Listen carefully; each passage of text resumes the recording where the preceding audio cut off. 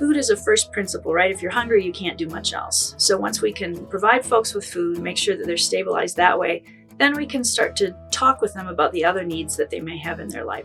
We are here to help local residents in crisis navigate their way back to self-sufficiency and independence. CLC was founded in 1989, 17 pastors who decided that they would create one agency to which they could send all of their parishioners and members that needed help. We handle food distribution, and we also provide help with rent and utilities. On average, it's about 50,000 people per year is what we're serving now. It is a sad statistics. We don't celebrate the numbers because behind every number is pain, but it does help reflect the magnitude of the problem that we're attempting to address. And what you can say about the last year is just accelerated what we've done. Our distribution of food literally is 20 times what it used to be. In the last year, we've actually distributed over 1 million pounds of food. And prior to COVID, we were much smaller food pantry than that. I think there is a mistaken stereotype that there is no need in Collin County. There is indeed a lot of wealth here, but there's also a lot of need here. And we pride ourselves at Community Lifeline Center for serving the need wherever it comes from. We have folks who come in because maybe there's been a divorce in the family or a death in the family, or they've lost employment.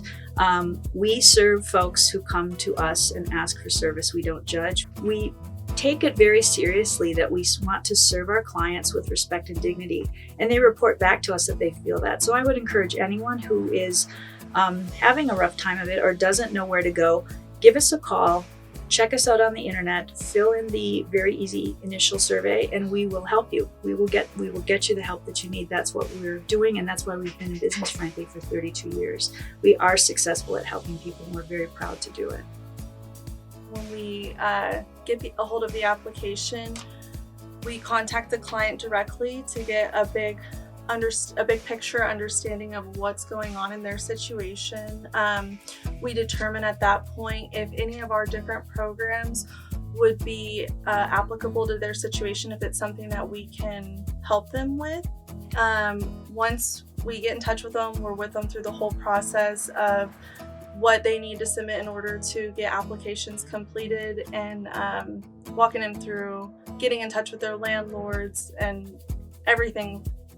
After we reach out to the client and we determine that they are or are not appropriate for some of our programs, like I said, we stay in touch with them. If we feel that they're not a fit for our program, we're going to find programs that are going to be applicable to their situation. We're going to make sure to make good referrals. We're going to make sure that we get them pointed in the right direction. Literally over the last probably 12 to 15 months, 40 to 50% of the people that we have assisted never needed assistance before. This is the first time they actually reached out and asked for help. And that's a tough thing to do, but we're blessed to do what we do, but also we want to make it as dignified as possible. We actually just started our own program 1 month away, started it in September as a response to the difficulties that we were seeing.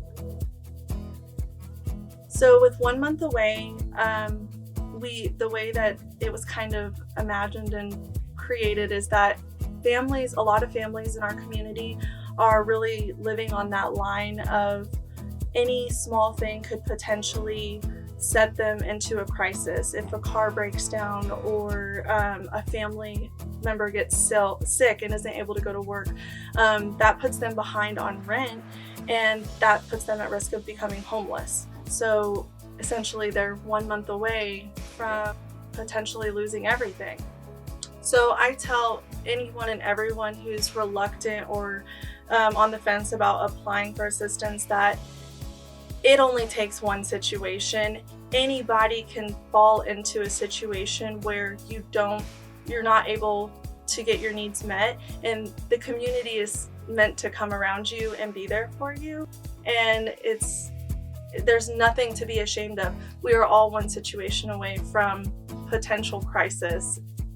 You know, I think the one thing that's resonated with our clients is, that when they contact us, they know they're going to talk to another human being. It's not a complicated electronic system. It's not a endless series of applications or questions. They'll get to talk to somebody. They know almost immediately who their person that they will deal with, their case manager, their social worker is, and they have said that that has been a refreshing change, perhaps from other avenues of help that they've sought in the past. So I think that's really what makes it. You talk to somebody, you're talking human to human, you're talking neighbor to neighbor. It's not just a selfless interface. At Community Lifeline Center, we absolutely take a personal interest in each individual's needs, and we help them, we connect them with the resources they need. And I can honestly say in 32 years of business, there have never been two clients with exactly the same needs.